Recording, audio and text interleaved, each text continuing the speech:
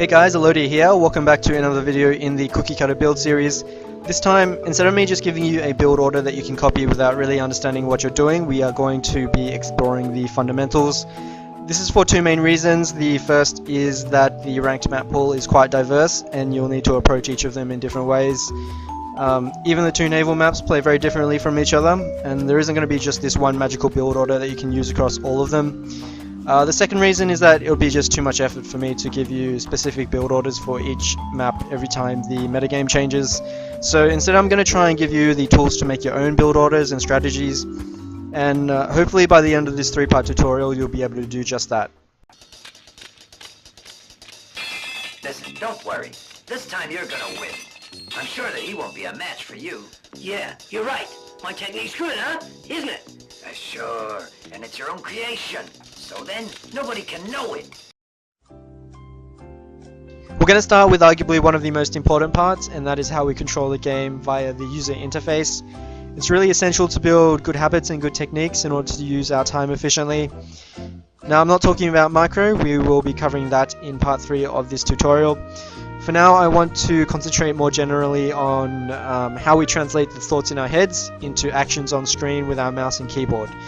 So if you want to think about it visually, we have our production, we're producing stuff, and then we use that stuff in whatever strategy that we've chosen. The key word here though is use, okay? So no matter what, we still need to interface with the game and tell it what we want it to do.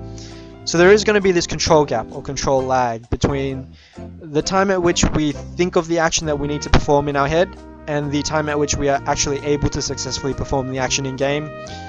The goal here being to minimize this control gap so that we are spending less time on each action and we are able to perform things a lot quicker. So first we need to get 3 mods of PA Mod Manager. If you don't have this application, you can get it from the download link I will include in the description below. The first mod we want to get is going to be called Hot Build 2. Hot Build 2, like this. What this does is it overhauls the default hotkey system from a grid-based system to a context-based system, so you combine multiple units to one hotkey, for instance, and you're not forced to using 2 key presses for each action. The second mod we want to get is going to be called Infinite Build. What this does is it changes the default factory build mode from a single build to a continuous build. So for example, if we want to build 1000 tanks, instead of clicking 1000 times, you just need to do it once, and then it'll build tanks till the end of time. The third mod we want to get is going to be called Better System View. All this does is it will give you a metal count summary for each planet in the system overview, so you don't need to spend like 10 minutes counting each individual metal point and trying to figure out which planet has the most metal, which one you should be colonizing, which one you should be denying your opponent. So for camera we want mouse pan, zoom speed, and camera friction to the fullest. Key pan speed we're going to ignore because we want to free our WASD keys for hotkeys instead. We're going to be using middle mouse button to pan our camera.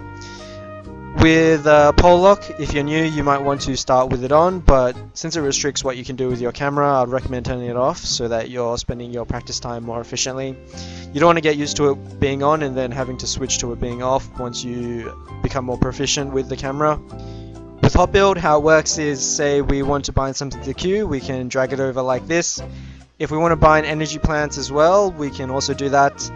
And what will happen is when you select your commander and press Q, it'll select an energy plant blueprint, and then when you press Q again, it'll change it to a metal extractor blueprint. So Hot Build 2 is quite versatile like that, and you'll be able to set up a hotkey system that you feel comfortable with. I'd recommend trying to bind all the units that you commonly use, like factories, metal extractors, turrets, and energy plants. Vanilla hotkeys. In the build tab, what you want to do now is there'll be a bunch of random stuff in here when you first start the game. All you need to do is to remove all of it in the build bar groups, just to free up again hotkeys and to prevent any conflicts with anything else that you might have binded in Hot Build 2. Units, the important ones that you want to pay attention to are select idle fabbers. So when you're playing a game, anytime you're not doing anything else, you should be pressing this button just to find idle fabricators. And you should be able to get to a point where you're doing this subconsciously, so we want to make sure all of our fabricators are as active as possible. Select all land combat units and select all air combat units are important as well for managing all the spam that you'll be building, so this one and this one. And then select all matching units on screen. Now if you've played any RTS before, you'll know this is usually done with a double mouse click, but doing this is slightly unreliable in PA due to the way the selection hitboxes are done. So it's really important to bind this function to a hotkey. In terms of unit commands, the important ones you need to bind are assist, reclaim, patrol, and unload. This one will be very important when the PTE hits live and we get T1 Pelicans. And lastly, in the units tab, we want a toggle energy orders binding. So for example, say you made a mistake and your economy has tanked to 50%. Instead of leaving everything as is and building energy plants and metal extractors at 50% rate to get out of the hole that you've dug yourself in, you can select your factories, toggle them on and off so that you're building your metal extractors and your power generators at the 100% rate, so that you're recovering from the economic crash that you put yourself in a lot quicker. The biggest thing that you'll probably notice when you get into a game of PA is that there is no minimap, so to speak of. There is a picture-in-picture view, but this doesn't exactly function like a minimap, so we're going to ignore this for now. What we want to do instead is get into the habit of using our middle mouse button to pan around. So we click and hold our middle mouse button, and then we can move our camera around like this. And by doing this, we're able to keep tabs on what else is going on and basically keep up our map awareness. So for example, I'm in my base, I don't want to tunnel vision my camera here, so I'm going to set some production, queue up some stuff on my commander. Now there's nothing else that I need to do here, so I don't want to keep my camera here, I want to keep it free flowing, see what else there is that needs to be doing. And this is really important because what you'll notice good players doing is that they will attack you in two places at the same time. So for example, red is my opponent here and he's going to attack me at my base, and then he's going to attack my factories at the same time. If I'm the blue player, I'm in my base, I don't know what's going on, so I'm going to set some production, going to queue up some stuff on my commander. I'm going to notice that I'm being attacked, so I'm going to respond with my own tanks, probably respond with my own commander. And now there's nothing else that I need to do in my base, so I'm going to pan around and see what else is going on.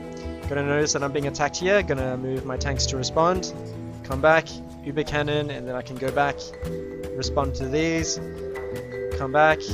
Okay, so you need to keep your camera in a lot of positions at the same time. It's very important not to just spectate one fight because your opponent can take advantage of this weakness.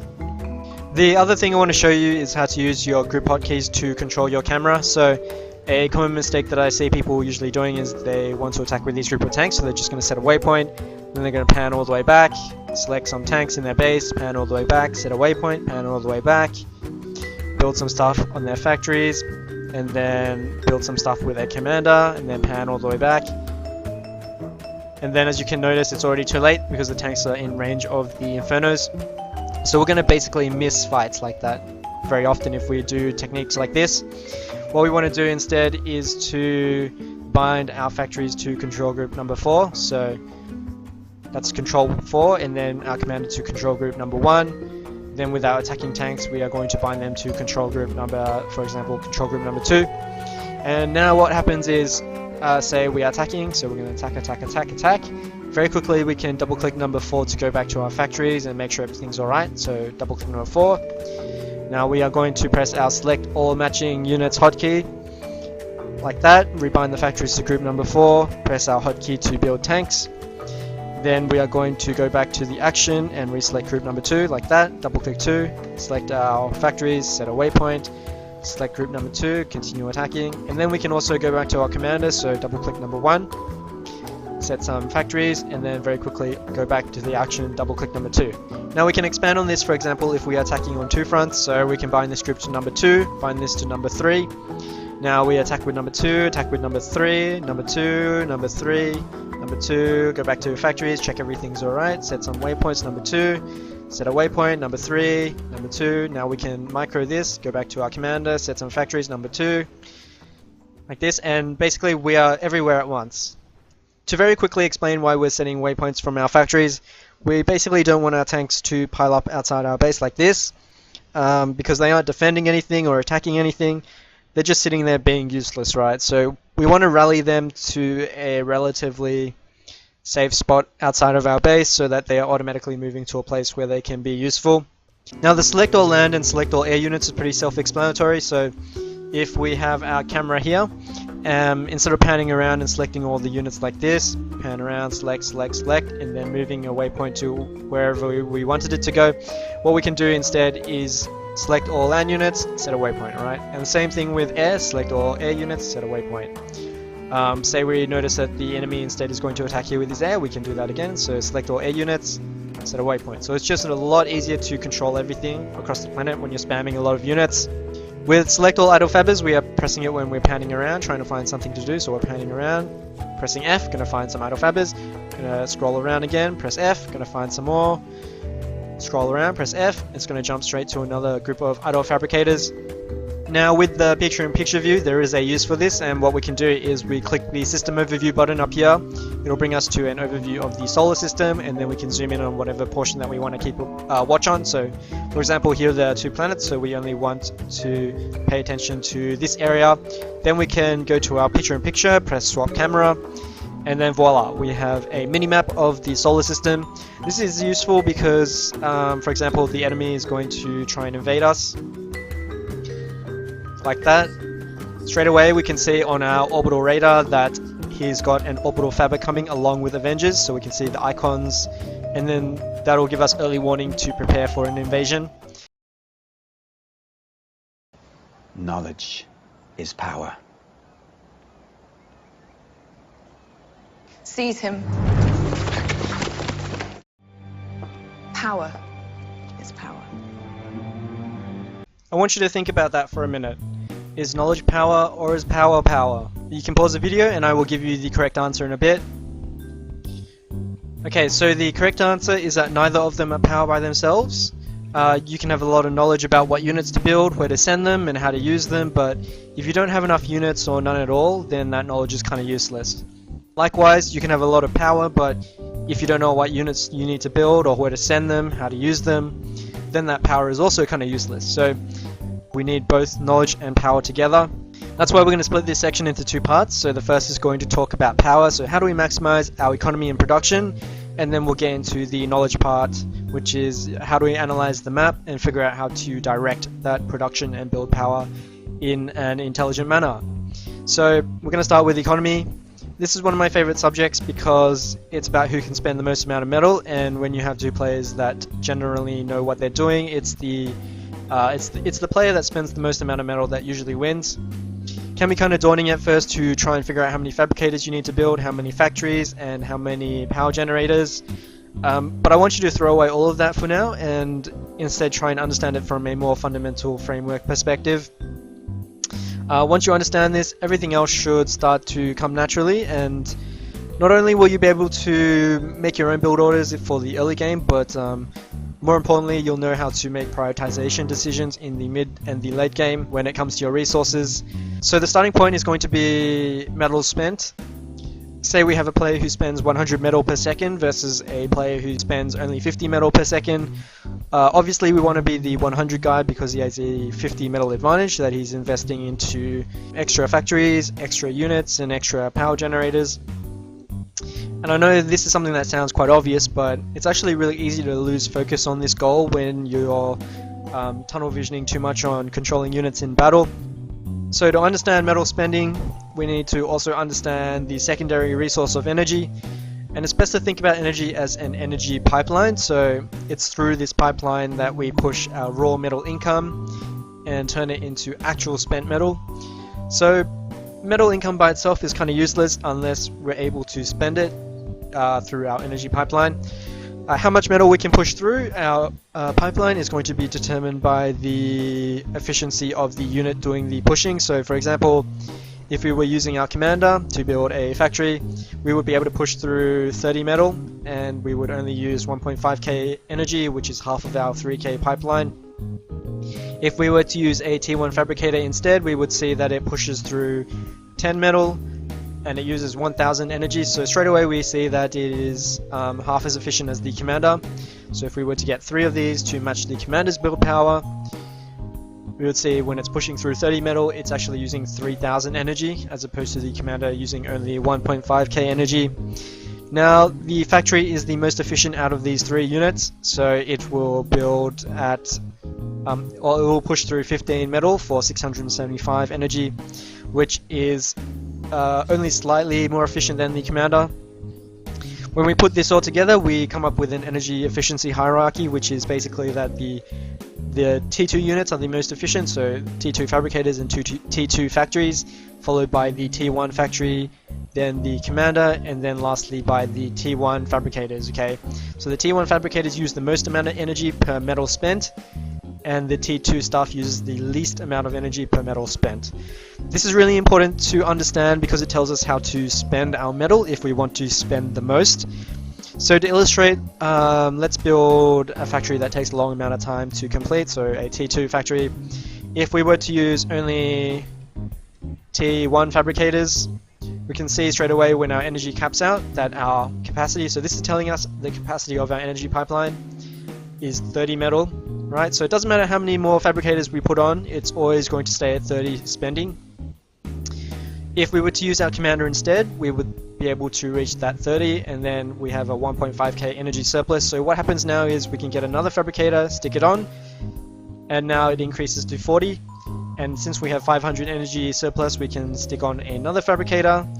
It'll go up to 50, but since we're negative 500, just to see what the actual true capacity of these units as opposed to these units is, we'll just drain our energy a bit. And we'll see that it comes to 42. So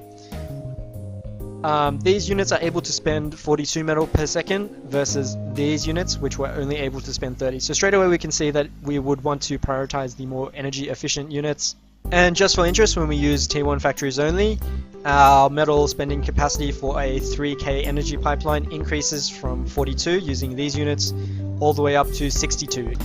Yes, we could simply build more energy plants to allow us to use more fabricators, but you have to remember that our more energy efficient units also benefit from this additional energy, so that the efficiency hierarchy doesn't change in terms of the prioritization of how we want to spend our energy and metal.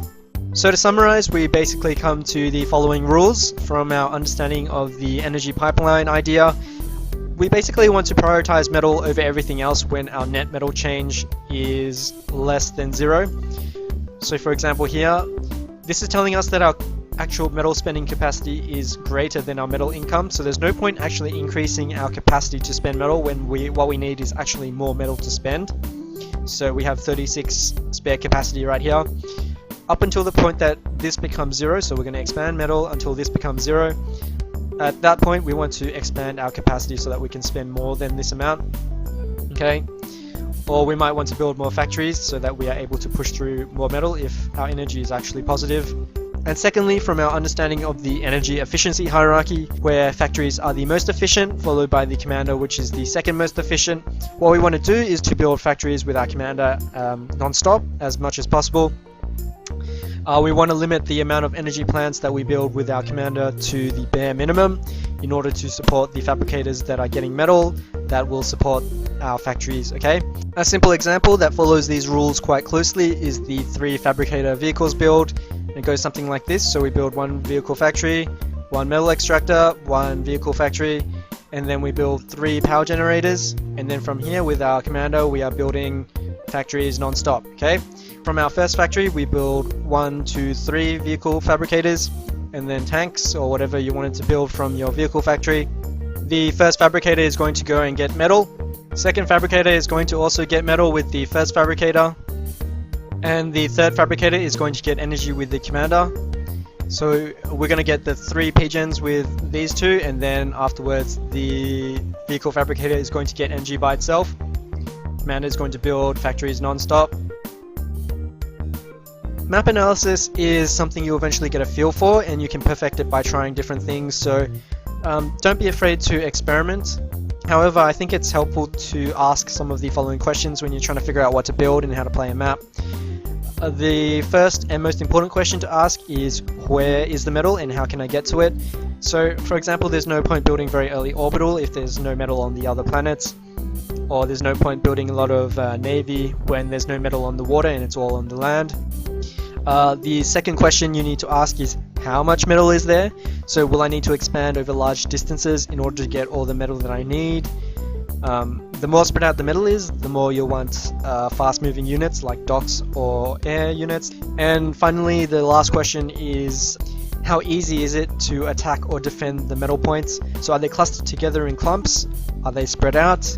Are there choke points on the map that we can use to our advantage, or our opponent can use to his advantage? Can we defend against possible docks rushes? So let's look at a few ladder map examples and see how we can apply these questions. Let's start with Forge. This is the single lava planet. It's quite small and the combat is quite brawly in nature as a result. And when we ask our first question of where the metal is and how we can get to it, straight away we can see that it is all on the land. So we're going to be favoring either bot fabricators or vehicle fabricators at this point. We could get air fabricators to get the metal in the pockets around here, but because the map is quite small and the islands are connected to the land, it's possible for docks or even tanks to deny it very easily. So when we ask our second question, how much metal is there and will I need to expand over large amounts of distances to get them? The answer to that is going to be no, not so much, because we have 1, 2, 3, 4, 5 straight away in our base, and then very easily in our natural expansion we have 1, 2, 3, 4. And then even at the back of our base we have a bunch of metal that is easy to defend as well. And there are expansion options very close by, so we can go to the middle or we can go to the top. When we ask our third question, so how easy is it to attack or defend the metal, we can see that there are choke points here, okay, and there are not very many angles of attack for docks to attack us. Okay, so say we are building factories in this direction with our commander into the open space here.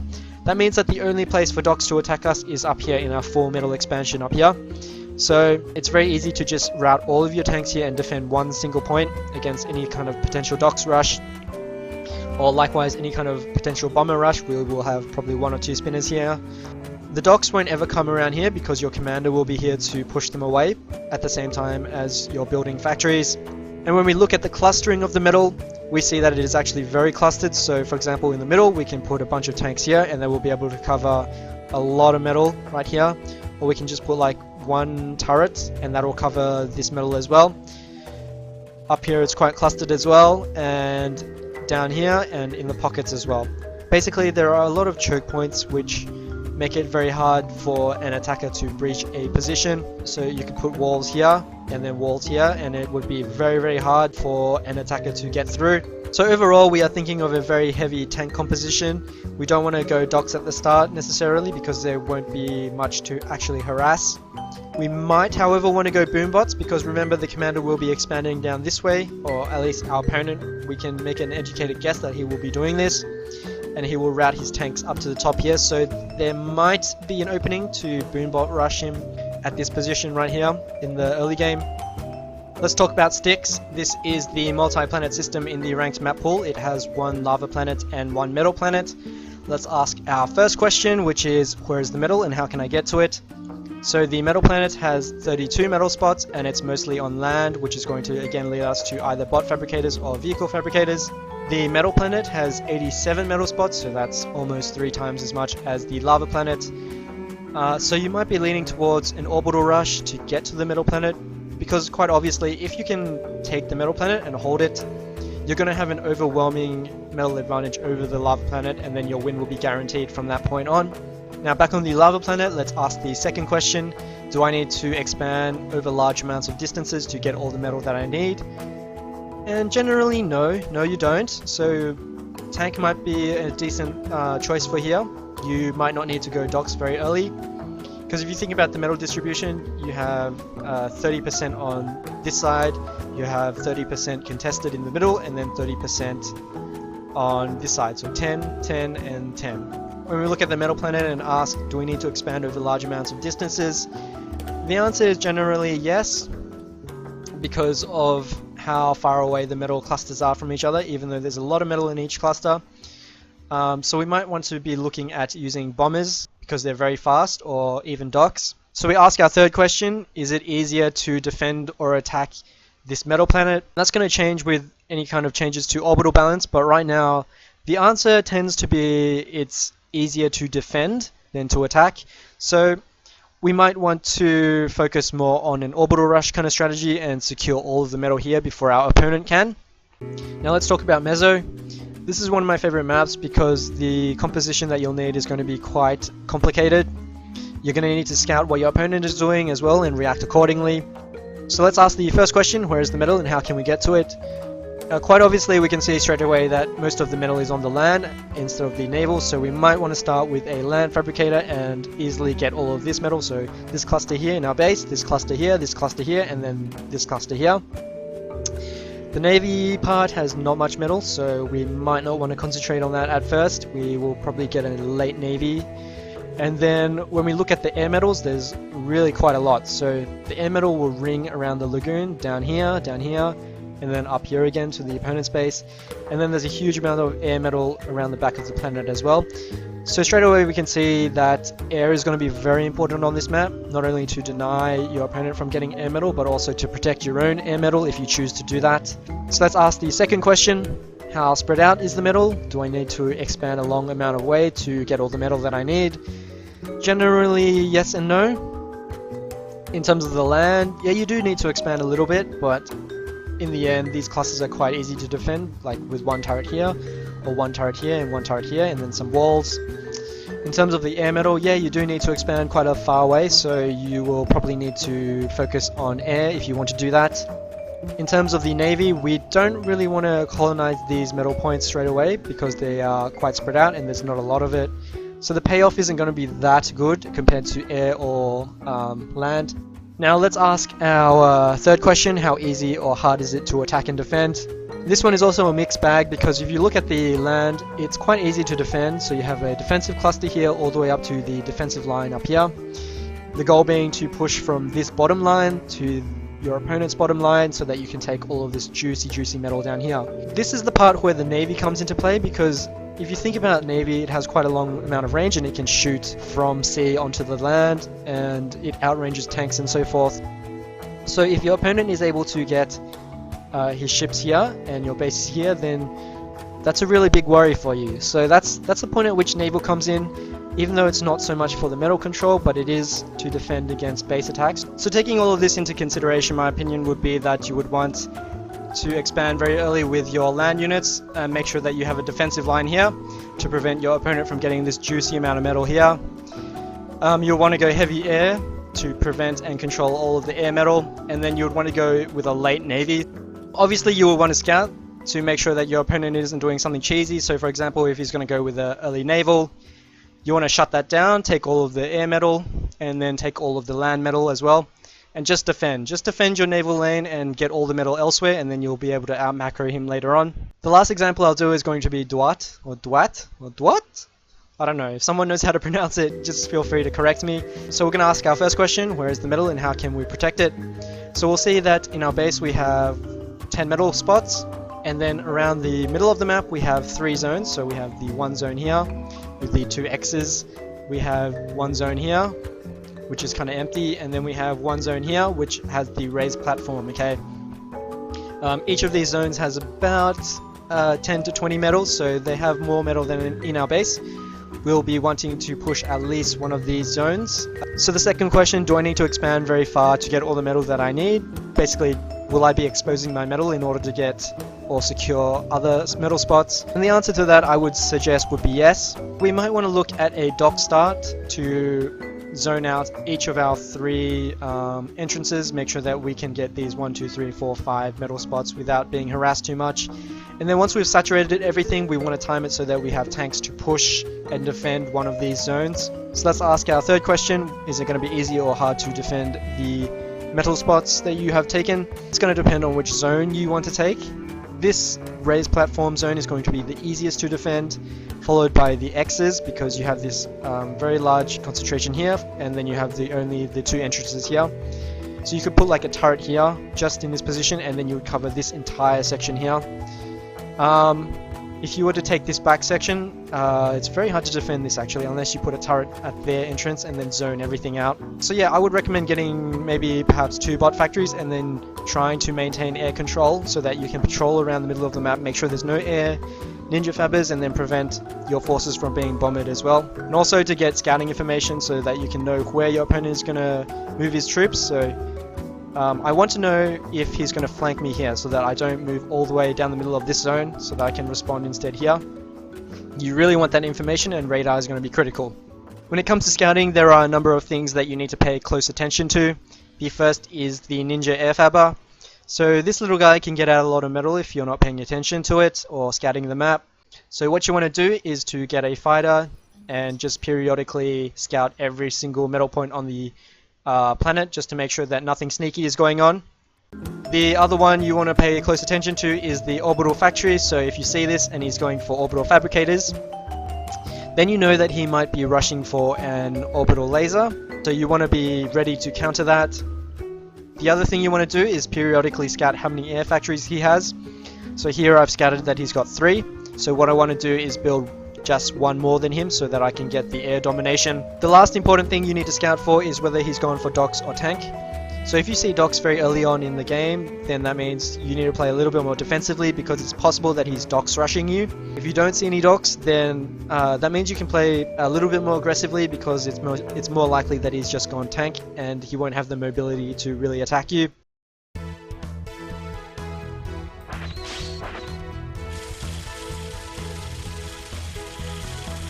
Okay, without any detailed introduction, this part is going to be about micro tricks. We're not going to talk about strategy or macro or the economy, production, anything like that. This is going to be purely about unit combat.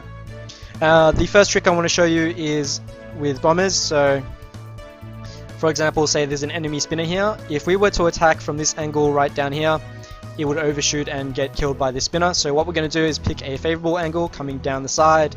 We're going to attack like this. And at the last second, we're going to pull back. The other thing is it will take 3 bombers to kill 1 metal extractor in one pass. So we are going to get them all together, then attack 1 metal extractor, last second pull them back. The second trick I'm going to show you is how to dodge bombs from a bomber. So say I'm going to get attacked with a bomber like this. What I want to do is juke 90 degrees to one direction and then at the last second juke the other way, so like that. You see? So I'm going to juke 90 degrees, last second, other way, and the bombs are always going to miss. You can do the same thing with docks, but when there are a lot of docks, it's very hard to kind of micro this group in the same kind of way. So, for example, if we have bombers coming in to attack, what we want to do with our docks is to area patrol like that, and they will all spread out automatically. And the bombers will not be able to find clumped up targets, okay? The next one is really important. What you do is you pull away your tanks every time you are being attacked by docks. So say the docks are attacking, here we are as a tank player, we're going to see the docks, we're going to move back, and we're able to pick off all of the docks before they can get in range. Maybe we'll lose a few tanks or two, but as you can see, the trade was very much in the favor of the tank player. This one has got to do with boombots. So as you can see, the default spacing for the boombots is quite large. What we want to do instead is click on one of the boombots to assist, and then it will ball up into a little ball. And then what we can do from there is to use our attack move as just a much more concentrated force so that we have more pushing power. This one is going to be docks versus turret and turret versus docks. So as the turret player, the turn rate on the turret is actually really low. So if it is already pointing in this direction and we know that the docks will attack from this direction, what we can do is redirect it by using an attack command to this direction so that it is already pointing in this direction, and then you can press stop. The other thing that the docks player can do to defeat this turret is, for example, let's just move it away for a minute. We'll come in with our docks, and what we want to do is get right on top of the turret and then move around the base so that the turret is going to have a hard time turning around, like that. We can just go around the side and kill it like that. This one we're going to talk about units versus a commander behind walls. So we're going to move our tanks into range, and normally what will happen is the tanks will shoot the walls and not the commander. So what we can do is manually target the commander, and then all of the tanks will shoot over the walls, as you can see right here. In this one I'm going to show you how to counter the Infernos, which would naturally kind of tank the shots from these yellow tanks so that the red tanks would win. So what we would do is we would come in and just select the tanks like this, okay? So that we are not focusing the Infernos. We're going to move around. And then once an opening comes up, we're going to focus the tanks at the back. And then we can move around the sides like that. Try and get around the Inferno. Okay, we have 15 docks versus 5 Grenadiers. So we're going to attack through. And then we are going to get the Grenadiers to move back.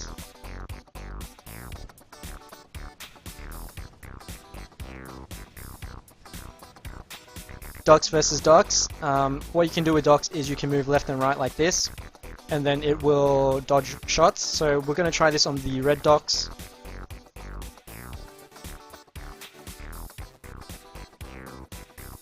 Who's your daddy? There are a few things you can do with battleships. Say you're being attacked by destroyers.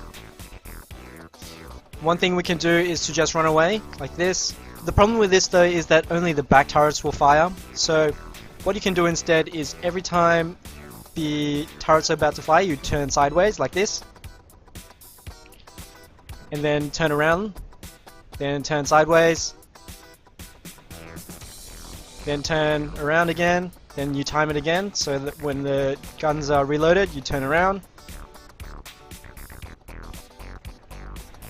Naval Scout versus Naval Scout, same thing as the docks, so I can kind of jiggle like this.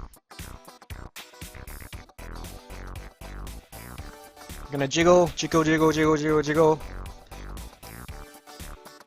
Here I want to emphasize running away from battles you can't win because it can very easily snowball against you. So what I mean by snowball is, for example, we only have 3 tanks versus 2 tanks, so intuitively you might expect that both players will lose 2 tanks, but it's actually going to be quite different.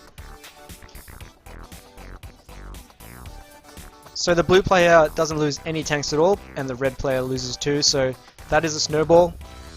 Now the same thing applies to fighters. If I have 3 fighters and the enemy has 2 fighters, it's a good trade for me, so I'm going to attack. Here I want to talk about force multipliers, so I have a wall, 1 turret, and 6 tanks.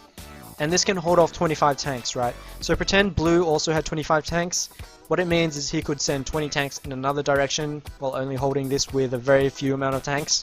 It's really important also to attack your opponent from multiple angles at the same time. This will divide his attention, so for example I'm the blue player. Instead of attacking here, and then once this is resolved, now I attack the metal.